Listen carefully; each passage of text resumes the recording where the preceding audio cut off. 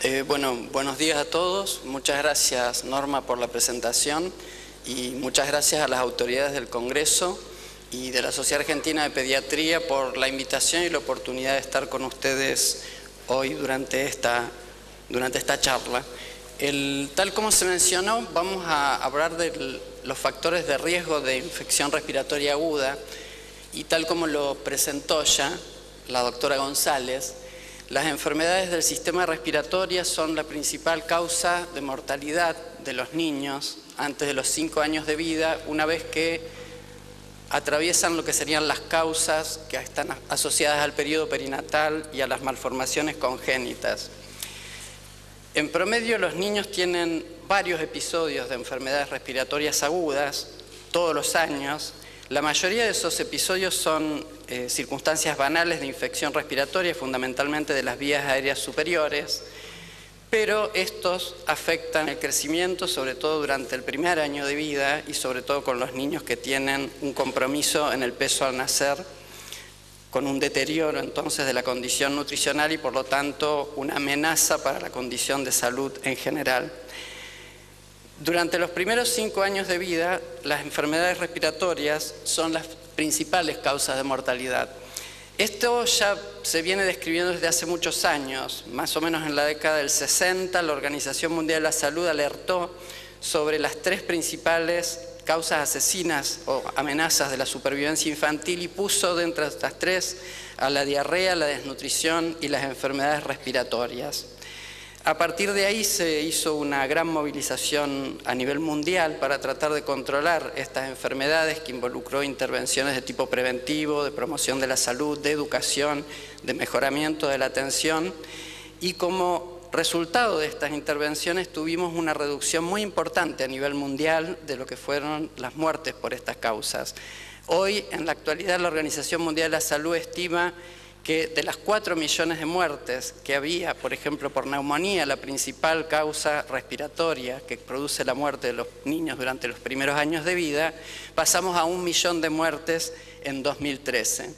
Sin embargo, la Organización Mundial de la Salud destaca que el éxito que se obtuvo en el control de la enfermedad diarreica y en el control de la desnutrición, que todavía persisten, pero focalizadas en algunas áreas del planeta, no fue tan grande en lo que respecta a las enfermedades del sistema respiratorio. De hecho, en algunos países, la neumonía todavía es causa 1 de cada 5 muertes infantiles en el mundo.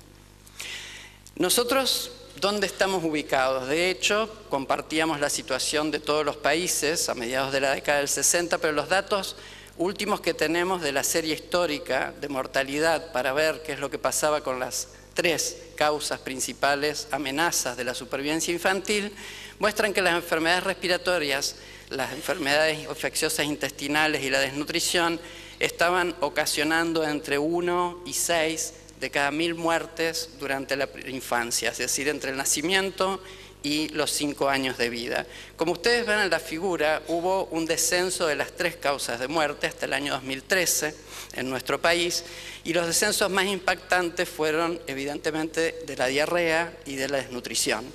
En la enfermedad respiratoria aguda, si bien el porcentual de descenso final, que fue del 78%, es importante, si ustedes observan en las variaciones anuales promedio que tenemos en la tabla, la tendencia de la enfermedad respiratoria fue menos de la mitad de la que se registró, tanto para el descenso de la diarrea como para el descenso de la desnutrición. Como resultado, nosotros tenemos todavía entre un 6 y un 10%, dependiendo de la provincia, de muertes durante la infancia atribuidas básicamente a la enfermedad respiratoria. En nuestro país, en este momento, la enfermedad respiratoria es la 3ª causa de mortalidad durante la infancia y es la primera causa que no está asociada a los problemas que están relacionados con el periodo perinatal o con afecciones congénitas. Como ustedes pueden ver aquí, la enfermedad respiratoria en su conjunto, de lo cual ya vamos a ver que la mayoría son neumonías, está en 3er lugar, mientras las enfermedades infecciosas intestinales ya fueron relegadas al 5º lugar. Y por ende, la proporción que representan de la mortalidad en la infancia es mucho más baja. En términos de la causa de estas muertes, la principal causa de mortalidad es la neumonía y el resto son enfermedades del sistema respiratorio inferior, muchas de las cuales probablemente sean neumonías no especificadas como tales, y van a ver obviamente que las enfermedades del sistema respiratorio superior son raramente una causa de mortalidad. De ahí que el problema de las enfermedades respiratorias en la infancia sea para nosotros una prioridad, puesto que de las 3 amenazas que teníamos 50 años atrás, actualmente conservamos como una amenaza potencial importante la afección respiratoria durante los primeros años de vida. Vamos a ver un poco cómo se distribuyen estas muertes para después pasar a ver si las podemos caracterizar de tal manera que podamos hacer algo antes de que ocurran, en la medida de lo posible, que sería para lo que nos sirve a tratar de identificar causas asociadas y factores de riesgo.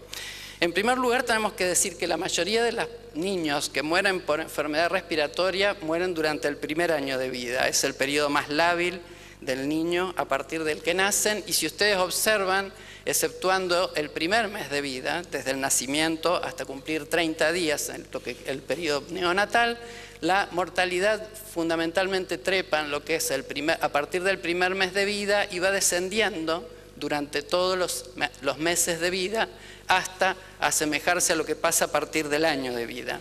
De manera que el principal problema lo tenemos durante los primeros meses, que sería el periodo en el cual una infección respiratoria puede evolucionar rápidamente, agravarse y eventualmente causar la mortalidad. También pueden observar que las barras celestes, que indican que se trata de fallecidos varones, son en todos los grupos de edad más altas que las barras rosadas, o sea que tenemos un predominio de muertes fundamentalmente del sexo masculino.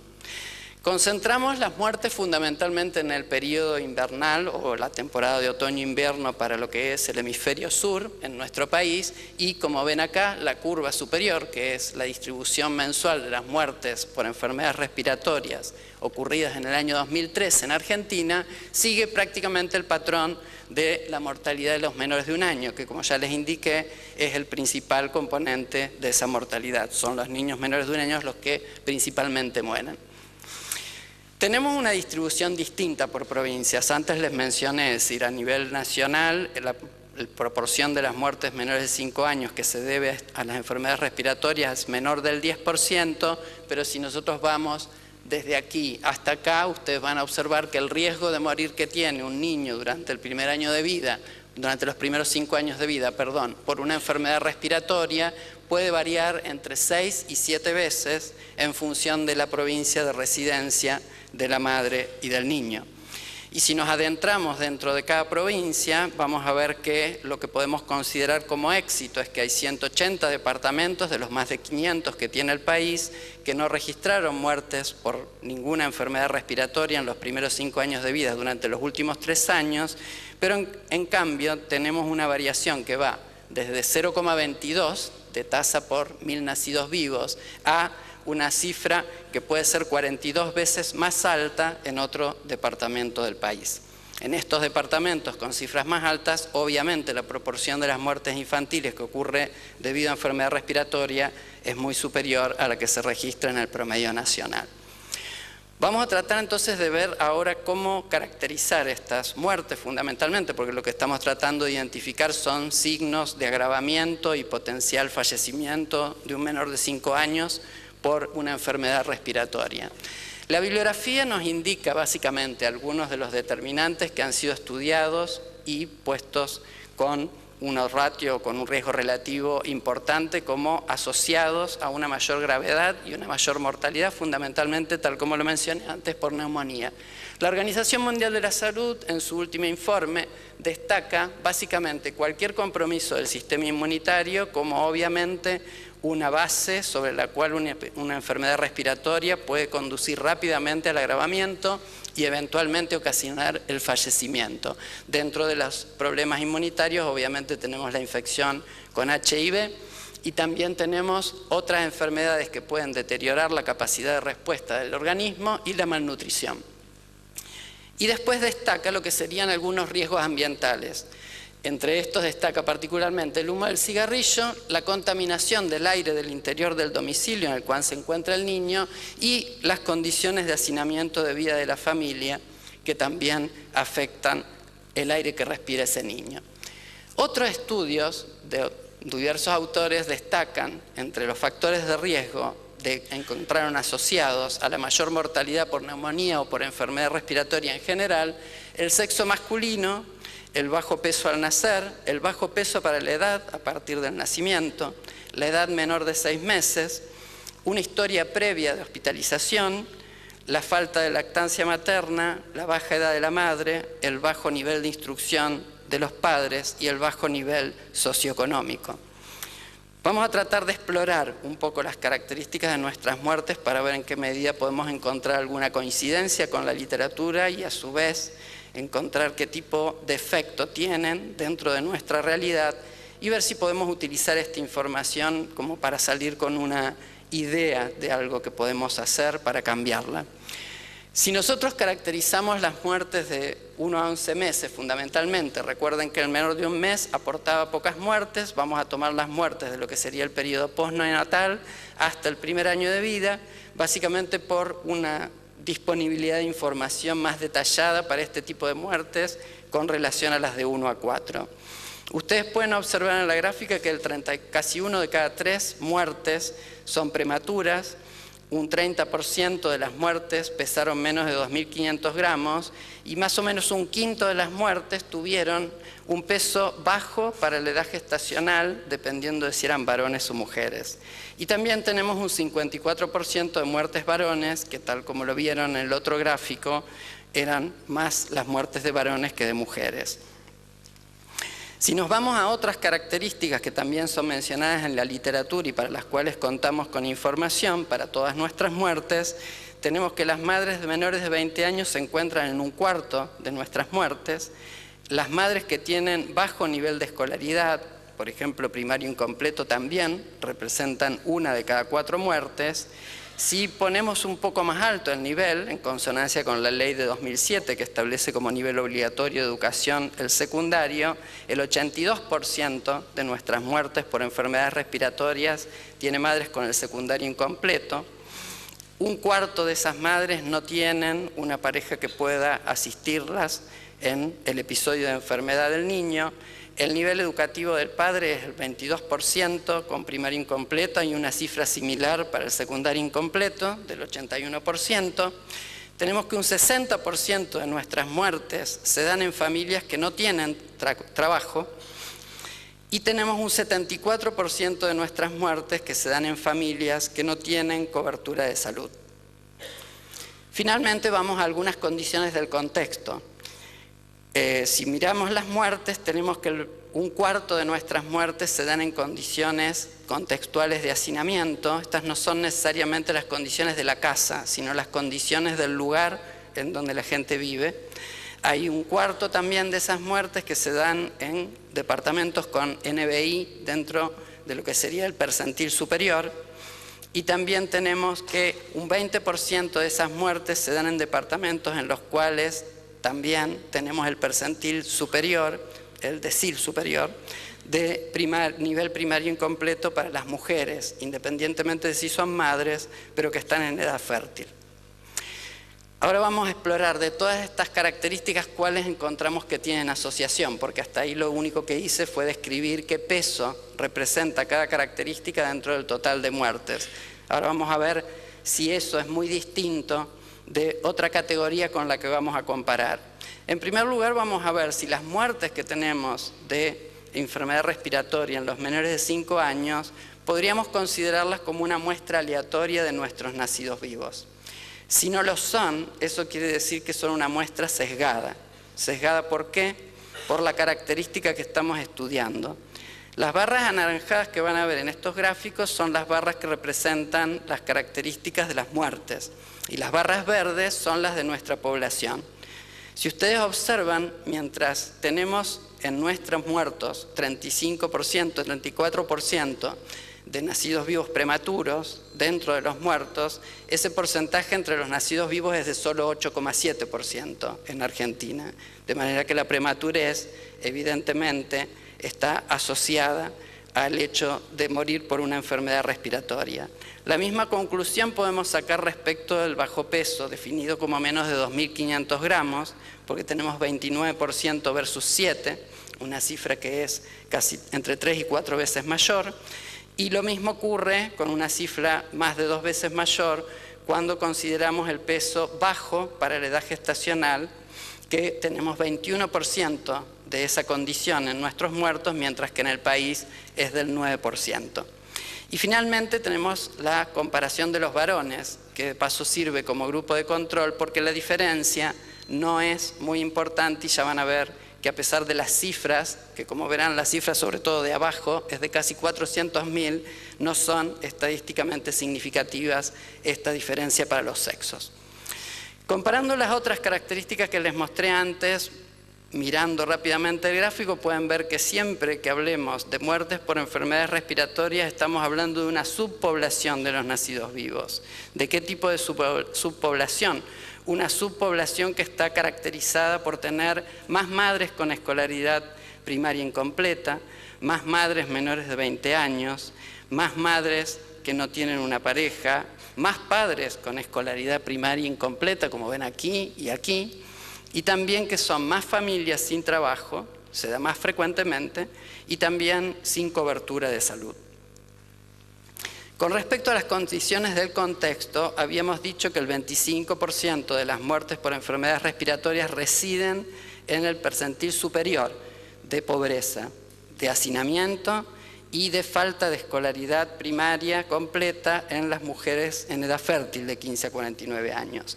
Bueno, en las tres condiciones, esta pertenencia a ese percentil es muy superior a lo que se observa en las muertes, en este caso por enfermedades difícilmente reducibles, que es la otra, perdón, las muertes totales, que sería la categoría del resto de las muertes cuando las comparamos. Es decir, los muertos que estamos viendo, que son los de enfermedades respiratorias, tienen mucha más probabilidad de pertenecer a los departamentos en condiciones sociales más desfavorables. Ahora vamos a analizarlo un poco más en profundo y vamos a mirar dos gráficos simultáneamente. El que está a la izquierda, lo que está comparando es la distribución de la característica en distintas categorías de muerte. La primera columna les muestra cómo se distribuye esa característica en las muertes que estamos analizando, que son las respiratorias. Y la segunda, en una característica para la cual no tenemos mucho que hacer, porque ha sido calificada como muertes por causas difícilmente reducibles. La última barra que tienen es la que ya les mostré en los gráficos anteriores, que es la referencia que usamos para ver cómo se distribuye la característica en el total de nacidos vivos. Si las dos, tanto esta como estas dos, fueran una muestra aleatoria de las características se tendrían que distribuir alrededor del valor de la población de la cual son una muestra. El hecho de que sea una muestra que tiene un nivel del parámetro, que sería tan superior, significa que son una muestra seleccionada con algún criterio. ¿Con qué criterio? Con el que tenemos en el título, que es la característica que estamos estudiando. Lo que tienen aquí es el cálculo del odds ratio para lo que serían las muertes reducibles respiratorias versus las difícilmente reducibles. Pero lo que tienen acá es lo que les mencioné antes, que es la tasa de mortalidad. Es decir, esta es la tasa de mortalidad de los prematuros por enfermedad respiratoria versus la tasa de mortalidad de los a término por enfermedades respiratorias. Entonces, lo que tienen aquí es este gráfico y el próximo, lo que tienen es una reafirmación del criterio de difícilmente reducibles. La mayoría de las causas difícilmente reducibles son en prematuros y también la van a ver que la mayoría de las causas difícilmente reducibles tienen bajo peso. Eso hace que el odds ratio de que morirse por respiratoria sería un factor protector. No es así, les aseguro. Pero lo que dice simplemente es que la categoría que ponemos como difícilmente reducible tiene una composición diferente de la población en cuanto a que la mayoría de las muertes que no podemos reducir es porque son muy prematuras o porque nacieron con muy bajo peso. Lo que ocurre en estas dos características que vemos es que el riesgo de morirse, medido por la tasa, es 4,9 veces mayor en los nacidos vivos prematuros, de morirse por una enfermedad respiratoria, que de morirse por la misma enfermedad, pero si nacen a término. En el gráfico siguiente, les reitero, la estructura de los gráficos va a ser siempre la misma. Vamos a ver la misma característica la mortalidad por enfermedades difícilmente reducibles tiene mucha mayor presencia de nacidos vivos que tienen bajo peso al nacer que las enfermedades respiratorias. Pero si nos trasladamos al gráfico del lado, ustedes pueden ver que si el nacido vivo nace con 2.500 gramos o más, tiene una tasa que es casi 6 veces más baja que lo que ocurre con los nacidos vivos que tienen menos de 2.500 gramos.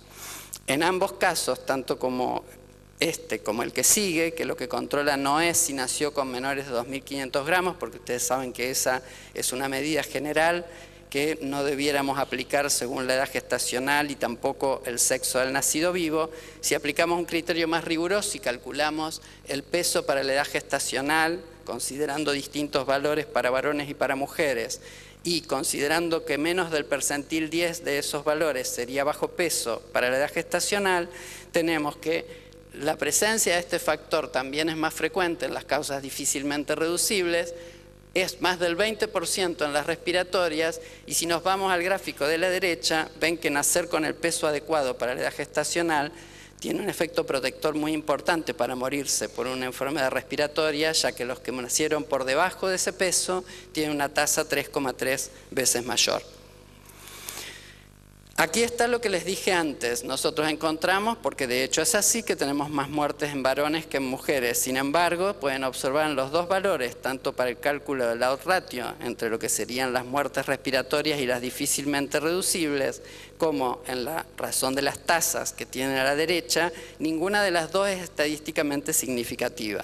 Les destaco siempre los números, porque si no da estadísticamente significativa con una cifra que son casi 400.000, es porque sería muy poco probable que dé. Por otra parte, también pueden observar que tanto el ratio, que les da cerca de 1, como la razón de las tasas también les da 1,1. De manera que el sexo no parece tener un valor de predicción muy importante en nuestro caso. Cuando analizamos las madres adolescentes, y de aquí en más van a ver que las barras de los dos lados tienen el mismo patrón. Las respiratorias se llevan la peor parte. Los niños que murieron por enfermedad respiratoria tienen más del 25% de las madres que son menores de 20 años. Los que mueren por causas difícilmente reducibles tienen menos del 20%, y dentro de la población de la cual salen los dos, hay solamente un 15% de madres con menos de 20 años. La odds ratio les da 1,5 y la tasa es 2 veces mayor si el niño tiene madres menor de 20 años que si no la tiene.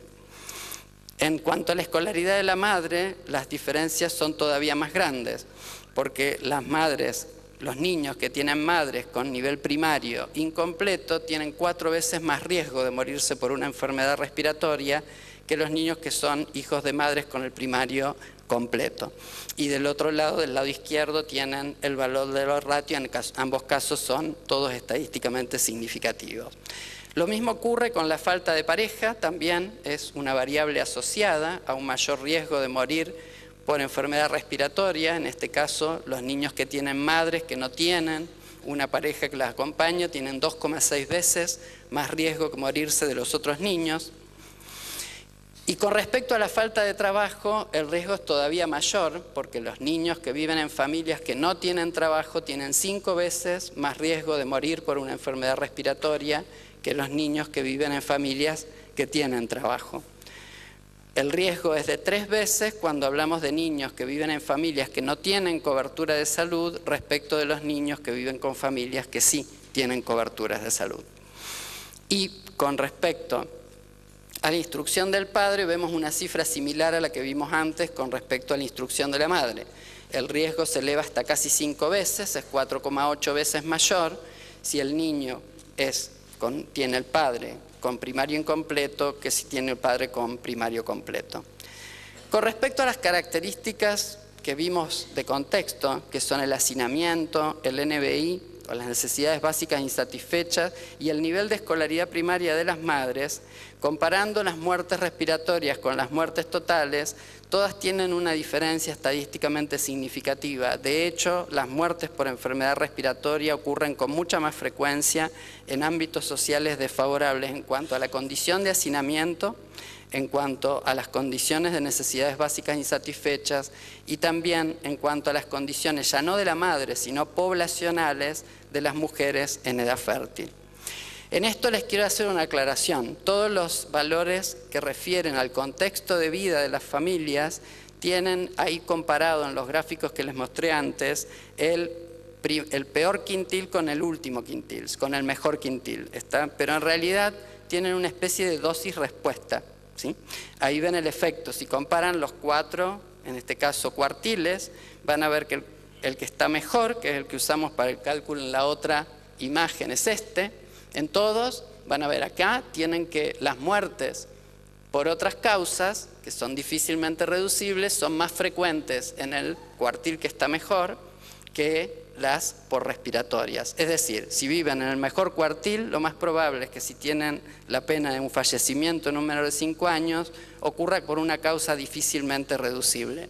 Pero si están en el peor, va a ocurrir exactamente lo contrario. La probabilidad de que muera un niño por una enfermedad respiratoria es muy baja, mientras que muera por una enfermedad difícilmente reducible es mucho más baja que por una enfermedad respiratoria. Y esto que tienen aquí graficado en la línea negra es cómo se va elevando la razón entre esas dos muertes. Y como verán, hay un salto bastante brusco cuando se pasan para el peor cuartil. ¿Qué podemos concluir a partir de los datos? Bueno, las enfermedades respiratorias, ustedes lo saben, en la consulta son la principal causa de consulta. Eso es aquí y prácticamente en todo el mundo, porque son la principal causa de enfermedad, como está descrito en la bibliografía, con 4 a 5 episodios anuales. No hay en general ninguna otra patología que produzca esa frecuencia de episodios masivamente durante los primeros 5 años de vida. Afortunadamente para los niños, estos episodios son en la mayoría de los casos enfermedades de las vías aéreas superiores que no tienen una complicación ni en la vía aérea superior ni en la vía aérea inferior. Sin embargo, algunos de esos episodios sí pueden complicarse o bien pueden iniciarse ya como un cuadro de vías aéreas inferiores, y estos son los episodios que pueden requerir tanto hospitalización como eventualmente tener una evolución tórpida y conducir al niño a la muerte. Entonces, el desafío que está planteado desde el inicio de tratar de controlar este problema de salud pública en los niños es identificar entre una maraña de casos que son en su generalidad banales y que no revisten gravedad y que incluso van a tener una buena evolución probablemente sin que hagamos nada, pero separar de esos casos aquellos casos que están signados a tener una evolución tórpida o bien que son casos que se iniciaron ya como casos que requieren algún tipo de atención. En la consulta ustedes son los expertos y en este congreso van a ver seguramente todas las actualizaciones disponibles sobre el conjunto de signos clínicos, hallazgos en cuanto al laboratorio, a los diagnósticos por imágenes, para poder identificar mejor aquellos cuadros de enfermedades graves respiratorias, fundamentalmente de vías respiratorias inferiores y fundamentalmente aquellos asociados a bronquiolitis, a neumonía y que pueden constituir un riesgo para la vida del niño. Ahora, en la consulta también hay otro tipo de determinantes que probablemente no sean tan frecuentes, excepto algunos, en la consulta, en la clínica privada, pero que son muy habituales en la consulta en todas lo que serían los servicios y efectores públicos o en los servicios de atención privada que cubren poblaciones de mayor vulnerabilidad. Entre estos voy a destacar los que les mostré antes, que son el peso y la edad gestacional al nacer, que esos son datos que habría que averiguar en cada consulta, independientemente de lo que son los determinantes de la familia y del contexto en el que vive el niño. Son determinantes que están asociados a la madre, como su edad, el nivel de instrucción, la situación conyugal, y bueno, en la consulta sería un poco más que saber la situación conyugal, sino saber cuál es el apoyo con el que cuenta la madre para el cuidado del niño, sobre todo durante el episodio de enfermedad respiratoria. Algunas condiciones de la familia, como ya la vieron, la cobertura de salud, la situación laboral y fundamentalmente el nivel de instrucción de ambos padres, y también las condiciones del contexto en que vive la familia, que está por encima de todo lo anterior y que podemos tratar de valorarla, aunque sea por alguno de 3 indicadores: el nivel de pobreza del área en la que se vive, el nivel educativo de esa área o bien el nivel de hacinamiento de esa población. Estos elementos también debieran ser empleados en la consulta, básicamente porque modifican los riesgos anteriores. Para dar una idea de esa modificación, si ustedes estudian las madres con secundaria completa, que tienen, la familia tiene trabajo, que tienen cobertura de salud y que viven en los departamentos del mejor decil de pobreza de la República Argentina, el 80% de las muertes que ocurren por enfermedades respiratorias, que son muy poquitas, ocurren porque el niño tiene o prematurez o bajo peso o ambas. Pero si nos trasladamos a la misma situación en los departamentos de mayor pobreza, ya no es, a pesar de que los determinantes individuales son los mismos, los determinantes del contexto no lo son. Y esa no es la situación. Y si cambiamos todas las categorías a lo peor, el porcentaje se invierte. El 80% de los niños no tienen prematurez ni tienen bajo peso al nacer. Es decir, no tienen una condición biológica de partida que los amenace. Lo que tienen es una serie de factores contextuales que les hace posible agravarse y morir. A nivel de la consulta ya mencionamos, a nivel de lo que hay que hacer en la organización de las actividades, que eso escapa probablemente en la mayoría del ámbito de trabajo de ustedes, pero hay muchas personas que conozco que no, que trabajan en ambos niveles. La organización y la ejecución de las actividades no debiera realizarse de la misma manera si estamos trabajando con poblaciones que tienen determinantes diferentes respecto de la madre, de la familia y del contexto de vida. En la organización y la ejecución de estas actividades se debiera tener en cuenta no solamente las características individuales de la madre y de la familia que están de hecho asociadas a mayor mortalidad, incluso en la condición en que el niño tiene condiciones biológicas al nacimiento que son totalmente favorables, sino que también debiéramos tener en cuenta que hay un conjunto de áreas que pueden ser identificadas por todas las características anteriores y en las cuales debiéramos tener un abordaje diferencial.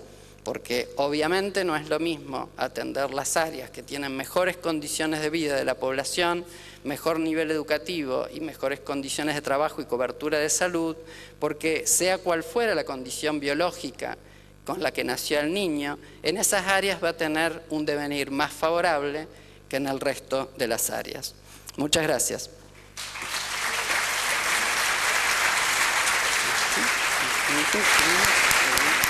¿Ustedes lo tienen cuantificado de forma específica el tabaquismo familiar, sabiendo que por otro lado, si bien la población general está en una cifra aproximadamente del 20-30% de fumadores activos, la exposición pasiva sigue estando alrededor del 50% o más en el caso de los niños?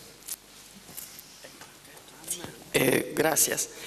Sí, vieron que mencionamos las características de la vida de la familia y de hecho el tabaquismo es uno de los factores de riesgo que ya está documentado, que está altamente asociado con la mayor morbilidad grave por respiratorias y también con la mayor mortalidad. El problema es que para analizarlo tenemos que hacer estudios especiales. El único estudio que hicimos está referido al efecto que tiene el tabaco, el fumar por la madre, sea en cualquiera de los trimestres del embarazo, y aparte también hay ahí una especie de dosis-respuesta, con uno de los factores de riesgo que mencioné, que es el bajo peso al nacer para la edad gestacional. Y de hecho tiene una fuerte asociación. Así que sí, de todo lo que dijimos, de hecho en la consulta me parece que es fundamental que se averigüe sobre el hábito tabáquico, yo diría en la familia o en el ambiente donde está el niño. Es decir, de hecho que la madre es la que pasa más tiempo con el niño, pero tal como lo mencionaste, el niño fumador pasivo y cualquier adulto que fume al lado del niño obviamente le afecta, aunque no sea la madre, de manera que sí, ese es un factor que tiene que estar. Yo no tengo información porque de hecho incluso cuando hicimos el trabajo para verlo en el embarazo, el nivel de registro del dato es muy pobre. Sí, otra pregunta. Sí, yo soy la doctora Mirta Eiras, pertenezco a la Sociedad Argentina de Pediatría, pero lo que voy a contar un poco, avalando su relato, es una experiencia que tuvimos durante muchos años en el Hospital de Ezeiza, en el barrio 1, en el que yo era jefa de consultorio externo, y se armó como teníamos muy alto índice de partos de mamás muy jóvenes, se empezó a detectar con la ayuda del asistente social, de las obstetras, era un hospital chico, ya no existe más y se pasó a otro lugar, y se empezó a detectar qué chicas estaban embarazadas siendo adolescentes.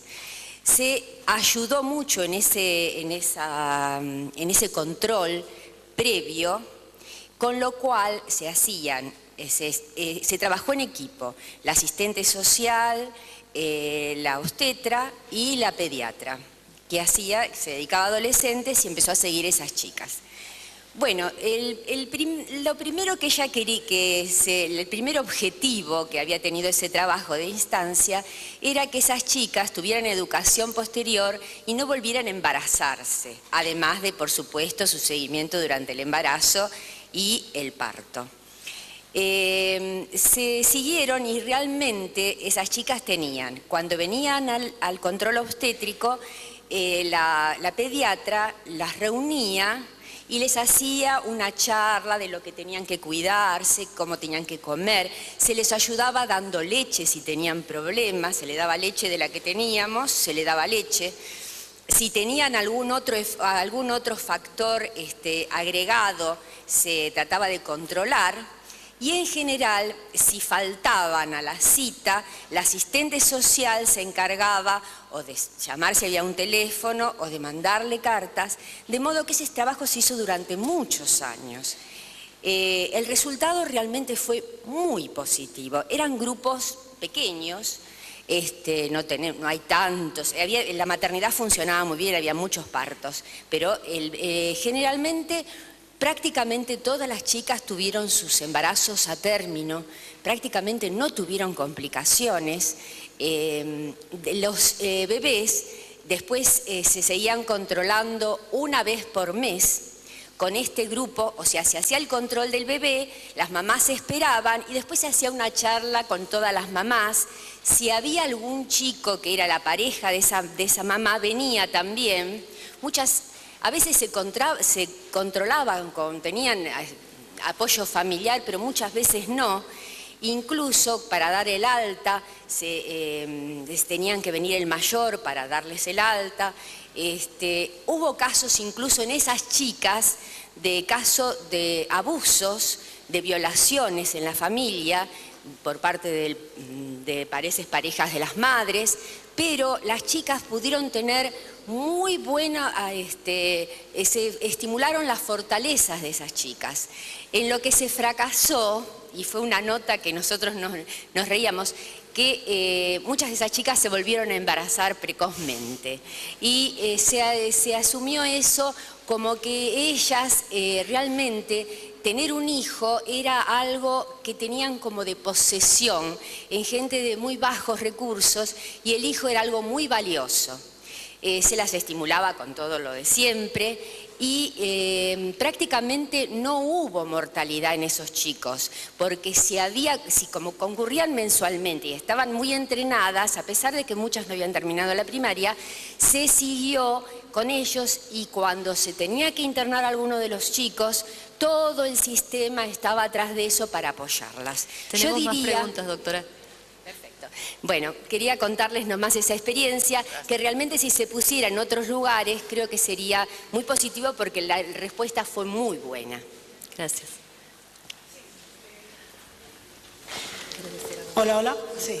Juan Carlos, yo hablo desde la Dirección de Materno-Infancia de la provincia y quería comentar para ahí a la gente que no lo conoce, en la provincia hace varios años que pudimos incorporar estos factores de riesgos, incluso la pregunta importantísima, ¿fuman en la casa?, en el registro de IRA. O sea, tenemos un registro para entrar a la prehospitalización del tratamiento de IRA, se entra o como, digamos, el registro queda como un síndrome bronquial obstructivo o eventualmente una neumonía. Serían las dos síndromes que atendemos. Y hay que preguntar por esos factores de riesgo que realmente agradecimos mucho al Instituto CONI que investigara y trabajara esto. Eso permitió poner sobre la mesa el riesgo que traen los niños y las madres y hacer intervenciones en el momento, que es el caso del tabaco, y a posteriori, que sería el seguimiento de ciertos pacientes. Creo que ha sido un aporte muy importante del Instituto CONI y a nosotros nos fue bien con eso. Alrededor de eso se trabajó con los promotores, o sea, empezaron a surgir las acciones, que es lo que más a uno le interesa, y también se vio cómo los chicos con más de un factor de riesgo, la sumatoria de riesgos implicaba más gravedad, y eso fue muy importante para los equipos de salud de poderlo vivenciar, más allá de lo que esté publicado, y se sabe que las estadísticas son reales, pero haberlo podido vivir con más concreto ha sido un avance el programa IRA. Sí, allí hay más preguntas.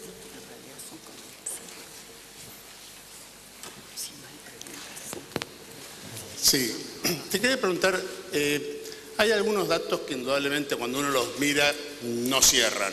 No cierran probablemente quizás por falta de registro, porque muchas veces, por ejemplo, lo que mencionaban de tabaquismo, a mí me pasa muy seguido, o sea, preguntar, ¿fuman en la casa? No, y le veo el paquete de cigarrillos en la cartera. O sea, ¿cómo se pueden, o sea, si hay algún método que pueda hacer que se hagan un poquito más estrictos esos datos?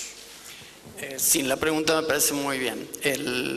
Nosotros, como trabajamos con los datos disponibles, de hecho lo que se hace es se analiza la misma variable de distintas formas, digamos, utilizando diferentes datos para ver si todo da lo mismo. Lo que yo les mostré es si tiene distintos procedimientos de análisis para verificar si realmente utilizando diferentes fuentes de información se mantienen, digamos, las conclusiones. Por supuesto que los valores de las razones de tasa o de los ratios difieren, pero en la medida en que más o menos estén dentro de valores similares, uno puede pensar que lo que se está mirando más o menos debe andar por ahí. Uno no puede decir es 5,4, o sea, está todo calculado con sus intervalos, pero la exactitud no es una propiedad de las cifras masivas, digamos, ¿sí?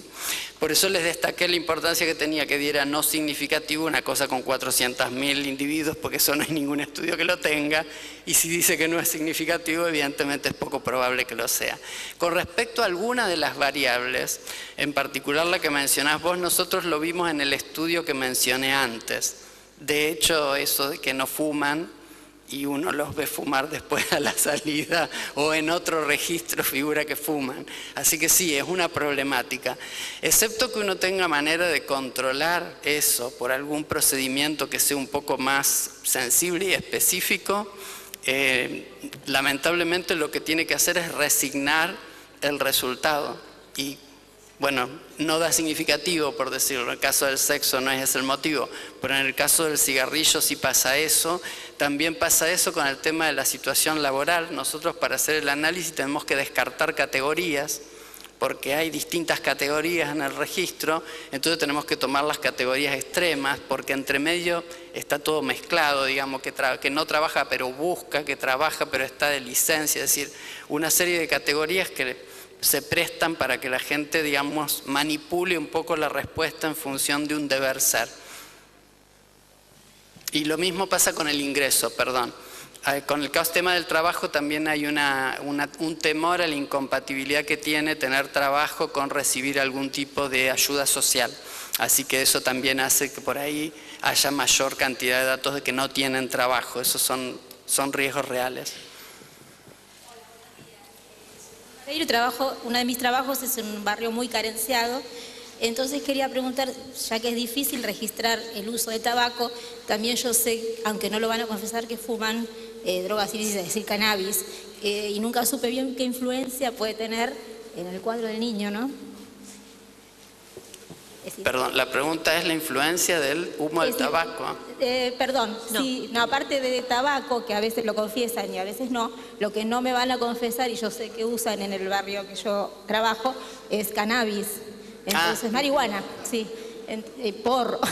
Entonces, bueno, quería saber qué influencia tiene en el niño, si es el mismo efecto que el tabaco, o si, entiendo que debe haber poco registro por la falta de respuesta en el interrogatorio a esta pregunta. Nunca me van a decir que sí, ¿no? Yo le voy a ceder la respuesta a alguien que sepa sobre eso, porque yo no sé de estudios diferenciales entre el efecto del humo del tabaco y el humo de otro tipo de productos que se fumen. No sé si hay los otros productos que se fuman están dentro de la contaminación ambiental a la que está expuesto el aparato respiratorio y la afectación que tiene directamente sobre los mecanismos de defensas locales y la predisposición a infecciones, y justamente los inhalantes, que no es el humo del cigarrillo, forma parte dentro de lo que es contaminación ambiental intradomiciliaria, forma parte de esos contaminantes y también tienen un efecto negativo y predisponen a infecciones respiratorias con mucha más frecuencia. Esto es lo que presenta hoy Juan Carlos, nos está dando una magnitud de la gravedad, porque nos está mostrando muertes, que uno a veces toma más en cuenta todos los factores sociales dentro de lo que es predisposición a mayor frecuencia de infección respiratoria aguda. Acá estamos viendo que realmente tienen un impacto muy importante para lo que es gravedad de infección respiratoria aguda y mortalidad por esta causa. Creo que es muy llamativo la información que tenemos. ¿Sí hay más preguntas? No, un comentario respecto a la pregunta de recién. Evidentemente el impacto del humo cigarrillo es infinitamente mayor de lo que puede llegar a ser, por ejemplo, el caso de la marihuana, básicamente por la cantidad de cigarrillos que se puede fumar por día dentro de una casa, el número de personas que lo pueden llegar a fumar y la cantidad de partículas que tiene justamente el humo de cigarrillo exhalado. Del humo de cigarrillo está el humo de primera mano, de segunda mano y de tercera mano. Para el cannabis no existe humo de tercera mano y sí existe, obviamente, para el cigarrillo, que son todas las partículas que se depositan adentro de distintos tejidos de la casa, desde alfombras, cortinas, etcétera, y que tiene aún mucha mayor cantidad de partículas de tipo tóxicas e irritativas que el mismo humo de segunda mano. Bueno, ¿más preguntas? Bueno, realmente les agradezco a todos y en especial al doctor Juan Carlos Bossio por su exposición. Gracias.